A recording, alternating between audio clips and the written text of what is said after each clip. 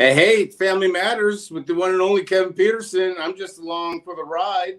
Kevin, how are you doing? Just piggybacking on your fame and fortune and, worldwide acknowledgement of life in general. Fame and fortune. That means we're going on a Greyhound bus. All right. So if that's the case, but anyway, what's going on? Anything, burning desires, anything on your mind before we get into the questions?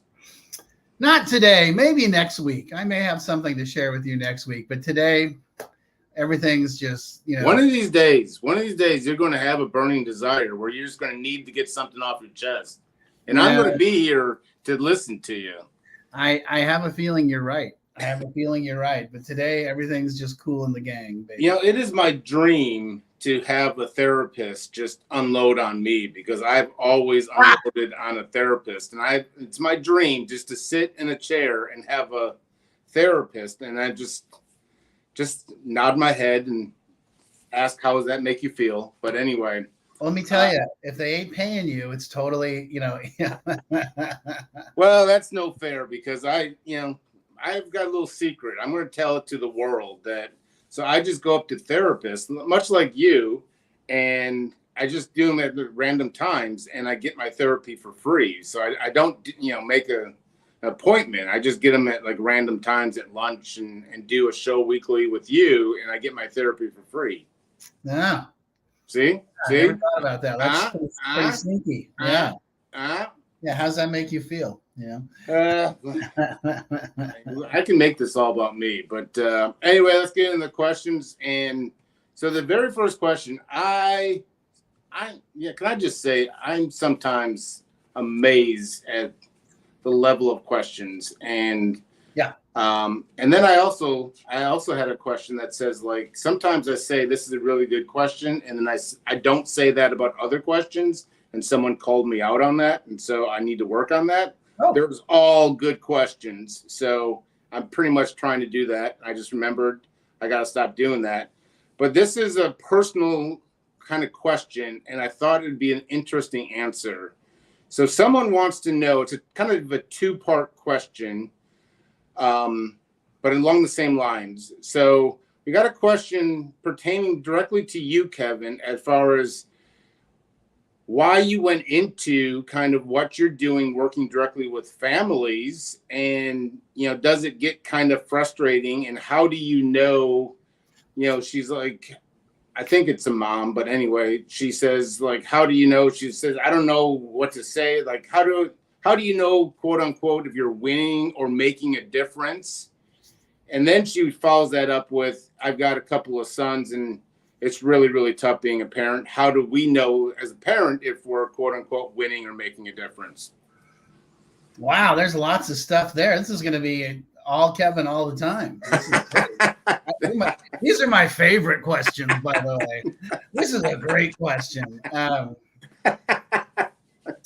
Why do I do what I do? Well, the honest and direct answer is, so I got sober when I was 27 because my family circled the wagons and said, we love you, but we're not doing this anymore. And I ended up getting sober, going to AA, getting sober and staying sober, blah, blah, blah, which launched everything. Okay. But they didn't. My mom died 10 years ago of long-term prescription drug use, and she had a ton of mental health issues. And she died when she was 77, which was way too early. My dad, I want to tell you, I love my mom. I loved my mom. I love my dad. I love my sister. My dad struggled mightily with codependence and a lot of stuff, and that really put a weird strain on our family, on our relationship, and So what I saw was the person getting sober. That was great, but the family needed to change the way it behaved as well. And that didn't happen. And I saw a total lack of support for that. I still see a total lack of support for that. So when I went to graduate school, a funny thing happened. I took a theories class, and one of the theories was family systems. And my professor, who was amazing, said, for 16 weeks, we're going to study a different theory. And one of them is going to bonk you on the head and say, this is you. And for me, it was family systems. It just made sense. And she's like, well, the good news is we're starting a marriage and family program next semester. Why don't you apply? And I did. And I was one of the first graduates of that program. And the really funny thing is, when I graduated and I opened up a private practice, I was like, I am never working with alcoholics and addicts and their families, because those people are nuts, and that's just all I do. And the reason why is because my personal experience was that there was a void of support for my family. There was lots of support for me, but there wasn't a whole lot for them. And so I took it on as a personal mission to help the families that are struggling with addiction and help them recover and get better, and help professionals, people like me and you, better understand the family system and the family dynamics and the support that they need. So that's kind of that's the answer to the first question. You want to say anything, or should I just keep going? Keep going. I mean, you're on a roll. All right. Keep going. She asked, how do I know if I'm making success or making progress? Well, so you got to remember that I don't measure progress by whether or not the person stays sober, because that's not my primary function. My primary function is helping the family understand what's going on and helping them. So how do I measure success? How do I know I'm making an impact on the family? When their behavior changes. Boom. And that's really what it comes down to, is that when I see the family react differently to situations, I know that we're making progress.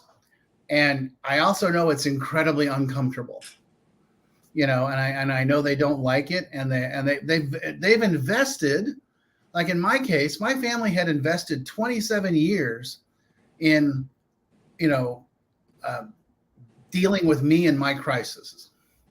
So for them to turn around and be told, okay, you're no longer needed here, that was really freaky for them. And I get when my families that I work with are like, well, wait, what do the other shoe's going to drop? And I'm like, well, it may or it may not, but that's not your problem. I'm taking you out of that addict management business. And they struggle with that because that's all they've ever known. It's all they've ever done. And then how does the family know if they're making progress? Well, here's the challenge, right? Because I have a feeling what she's really asking is, if my person is staying sober, does that mean I'm doing the right thing? Because that's what I get, okay, all day long. And what I gently try to present back to them is, it really doesn't matter if your person's staying sober or not. I mean, I want them to, don't get me wrong, but your success is not based upon their behavior, which, encapsulates everything I'm talking about, right? Is your success is based upon you changing your behavior. And that, believe it or not, that will have the greater long-term impact on the individual. If the system changes, then the individual has to change to become part of the system.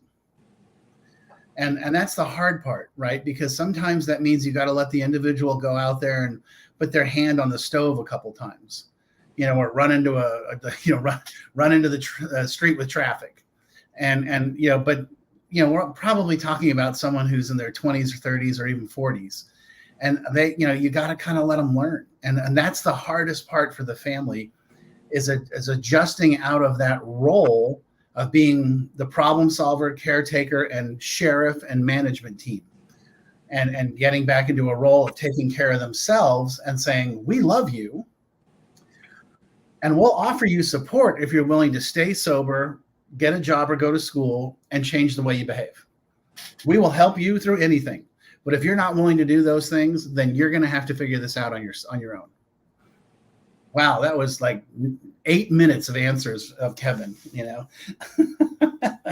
That's what people come for anyway. But no, when you said what you said, though, something struck me as a lightning bolt, and it happened a couple of cases. What you said was, so often we measure success with sobriety, and I instantly was reminded of a couple of cases that I've just was associated with, where sobriety was actually the case, where the client was sober, but the family got crazier, well, quote unquote, whatever it was. The calls increased to me because they were just holding their breath, because the behaviors were getting out of hand. The sobriety, he was passing drug tests, he was, but he was acting out crazier. He was doing other things that you were not supposed to. I mean, and this family, God bless them, was holding their breath, just waiting for the other shoe to drop. And so what you were saying was, if you're not doing your own work, so, and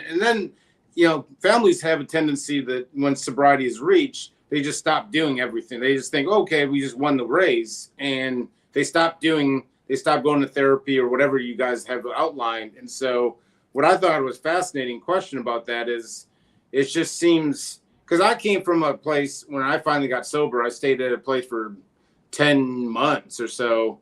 And then if you look at it, I was in it for 10 months, inpatient, basically on a ranch for 10 months. And my family had a 3-day family program. So, if you want to look at who had the most, 10 months to 3 days of intensive work, and I mean, their family, my mom and dad were getting, weekly calls or something, but it wasn't family therapy. It was just a check-in. Jay's acting a fool again. Jay's being selfish. Here's Jay, so it wasn't family therapy. It was all about how I was, acting out and doing whatever. But so you hit on a lot of things, and it's so true. In these therapy and treatment, you go to 30 days, 60 days, whatever. And more often than not, family programs are 2 to 3 days, maybe max long. And, there's not, I mean, families are, we talk about, everyone wants to talk about how much treatment is and how much money people are investing in treatment, but they're refusing to, a couple speckles more, whatever it might be, like a couple $1,000s more, whatever it is. I don't want to get into price, to invest more in the family support and therapy. Why not just go more into that instead of just doing it 2, 3, 4, 5 more times, which I always try to get the family to invest in. And it's just like, it's crickets. It's like, why would I do that, Jay? We're talking about my son, John, like Johnny, like we're not talking about me. So it's got to be tough for you to kind of bang your head against the wall. So I thought it was a fascinating question. Oh yeah, no, I mean, it's the battle that I fight all day, every day, is trying to get the families to understand, that they always say, what's the number one thing I can do to support my loved one's recovery? I'm like, get into your own. And they're like, okay, other than that, I'm like, well, Sorry, you broke up. I didn't hear you. All right. I'm sorry. Oh yeah. And I'm like, well, okay. So, I mean, I literally get that challenge from just about every single family. And I'm like, all right, well, I mean, you're going to keep getting, and the people that I meet with regularly, I'm like, look, you're going to hear a broken record. You're going to come onto this call and want to spend, the majority of the time talking about what he did and how do we manage that. And I'm going to really quickly be like, I don't care what he did. I'm worried about what you did and how you're handling it and what your next moves are. And that just kind of blows their head up. And they're like, well, what does that got to do with anything? And I'm like, we have to change the system, not change the individual. And the way we change the system is by everybody engaging in change, not just one person. Sending somebody out of the system for 30, 60, 90, 6 months or a year, and then bringing them back to a system that hasn't changed is basically a very big waste of time and money. And so a lot of times what I can click them on is the concept of return on investment. I mean, how much money have you spent on this? Okay, are you ready to start actually doing things to secure your investment? Because right now you're just throwing money out the door, and then you're like, well, shoot, you got to do it again. So that's what's going on. That's what's up. Treatment providers, though, too. Like I see you, like we could do more as a treatment. More treatment providers could do more. But here's another. I'll give you a simple one. So we gave you a tough one, kind of a long one. We get this probably every month, but it's always a good reminder. It's always being tossed around. Someone wants to know, Kevin, what is truly enabling? I always hear it. People always say I'm doing it, but what is it? Okay, get your pen and paper out. I do this all the time. Write this down. Enabling is doing something for someone that they are capable of doing for themselves. I didn't say that they will do for themselves. I said that they're capable of. And that's where the hard part comes. Because mom and dad or whoever, stand back and watch whoever, junior, 25-year-old, 30-year-old, whatever. And they're like, he's not doing what I think he should do. I need to jump in there and fix it, or they're going to ruin their credit. They're going to get flunked out of school. They're going to, I'm like, well, look, here's the thing. I totally get what you're saying. And you have the right to express your opinion. However, how are they going to learn if every time that they get into hot water, you jump in and rescue them? You have to allow them to deal with their stuff. And that may be bad credit. Flunking out of school, getting fired for being late. Those are called life lessons that I'm sure you and I have experienced. I mean, I look back at some of the dumb shit I did sober, and I'm like, wow, that was idiotic, and thinking, wow, I'm kind of a big deal. But I know my mom and dad stood back and they were like, that's not how I would handle it, but good luck. And I learned, and that's the hard part, right? And that's that's how I got sober. Is my parents were like, hey, we love you, but we're not doing this anymore. And there's no more bailouts, there's no more rescues, there's no more fix-its. However, if you're willing to get sober and start taking care of business and start addressing the way you behave and treat people, we will support you and help you through that process. But until that happens, our answer is no. And but I know that means you're going to have to sit there on the sidelines and watch. And it may be really uncomfortable to watch because they're going to do some crazy stuff. But that's how they learn. And then there's a couple of pieces. Sorry, you're kind of getting me on a roll here. There's a couple of elements to it. Yes, that's how they learn. Number one, when you jump in and solve the problem or bail them out, you're sending two messages. Okay.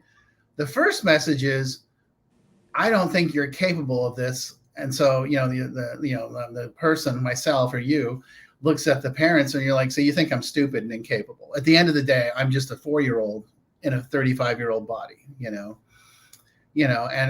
that's a hard lesson to learn, and it also takes to the individual. It's like, it beats the hell out of your self-esteem to know that mommy and daddy got to keep coming in and solve your problems. You're not allowing them to build that back up.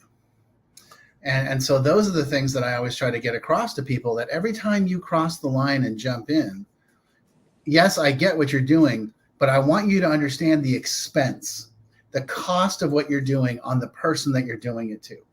So that's a long answer on a short question. Go back to the original answer.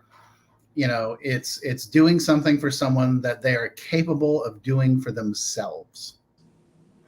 And I didn't say that they will, or that they're going to do it the way you think they should do it. And that's okay. Sometimes you got to learn,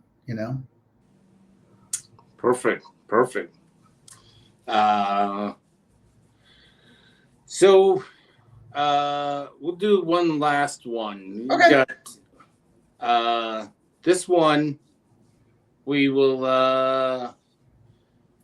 we'll see if how much you'll go into. This is an interesting kind of just a topic.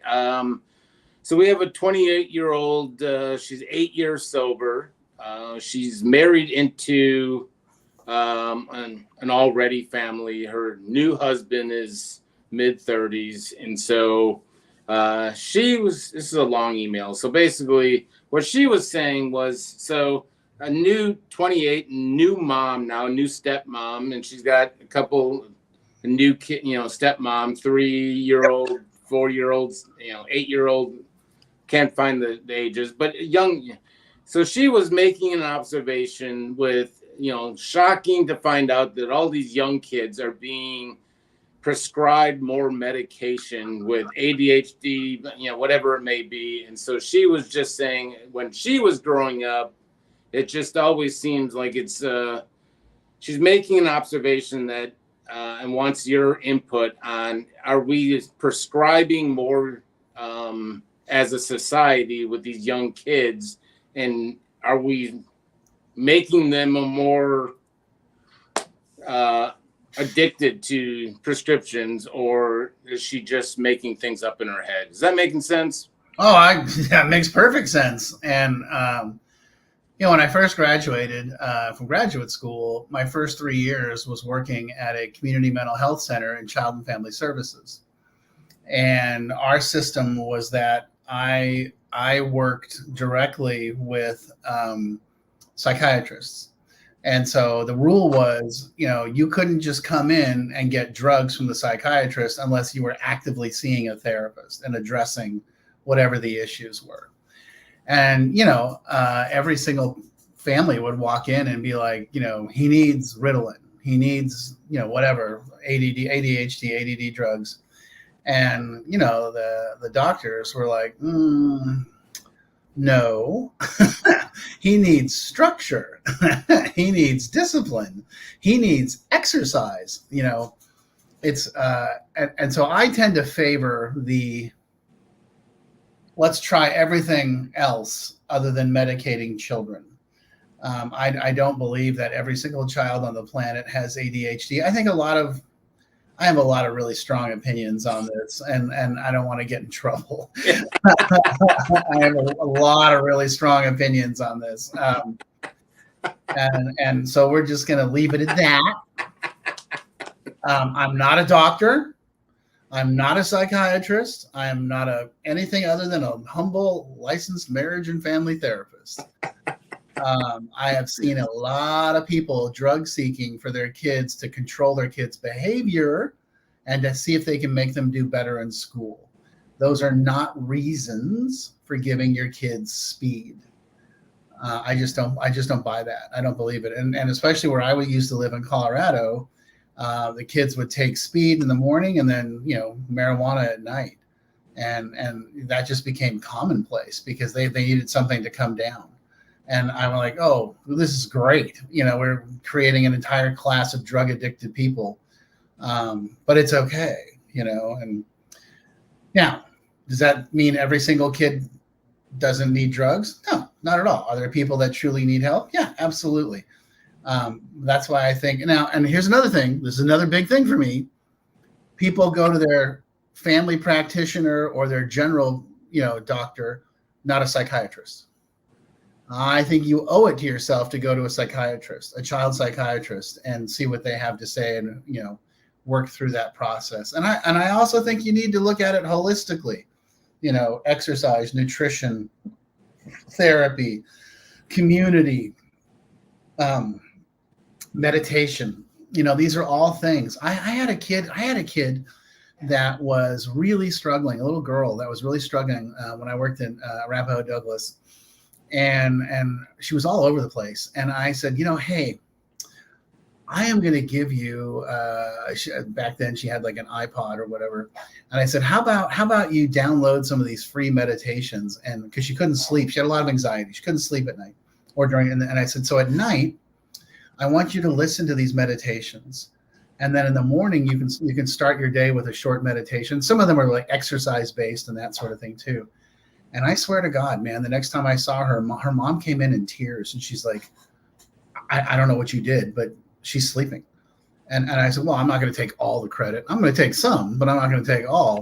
But, we tried an opportunity of teaching her how to control, bring her mind down and slow her heart rate and get back into her body, and those were the successes that I think, that we need to spend more time on. But it's just easier to get a prescription, and And it's easy to get one. I mean, let's be honest. You and I know that it's really easy to get one. But I don't think that prescriptions are always the answer. In my experience, drugs treat symptoms. They don't treat the problem for most people. I mean, there are some people that truly have chemical and biological indifferences and have some very severe traumatic stuff that makes it really hard. I totally get that. I'm not challenging any of that. I'm just saying that I think we should probably take a long, hard look at all of the opportunities to help someone rather than just here's your prescription, and that's going to get us some phone calls. Well, I got it. Any PR is bad PR. I mean, and good PR, not bad PR. But it's shocking. I thought by now mindfulness and nutrition would be even more popular. I actually thought I would see the rise. That if you look, 8, 10 years, 5, 8 years or so ago, I would bet that if we're sitting in 2024, if you asked me 5, 8 years ago, I would think in 2024, I would have bet that mindfulness and nutrition would be more higher priority than it really is. I'm shocked that it's not higher up on people's mindset. It's shocking that people, and it's true, like it's still easier to get that prescription, and who wants to worry about nutrition? It's so much easier to go eat the junk food. I had ice cream for breakfast today, so I mean, I'm who am I to say it? But I also did meditation in the morning, so that's what I justified having ice cream for breakfast. I did my meditation, so I did half of it. I did the mindfulness. I didn't do the nutrition, so that's how I justify it. Yeah, well, I mean, in our next episode, we can tackle some really fun stuff called Big Pharma and Big Ag and Big Sugar, and talk about why it is that there's no emphasis on mindfulness, nutrition, and exercise. But don't ask me. We're gonna get shut down if we go after them. I mean, but they also may sponsor us just to shut us up. So I'm open to that too. Yeah. Hey, I can be bought. I mean, that's what. Yeah. Hey, I've been bought in the past too, so they know that too. So bought and paid for. So, alrighty, sir. I will see you next week. All right. Bye. It's been a great show, Kevin. Oh my God. I like a riled up Kevin. I really do. Like it gets the ratings up.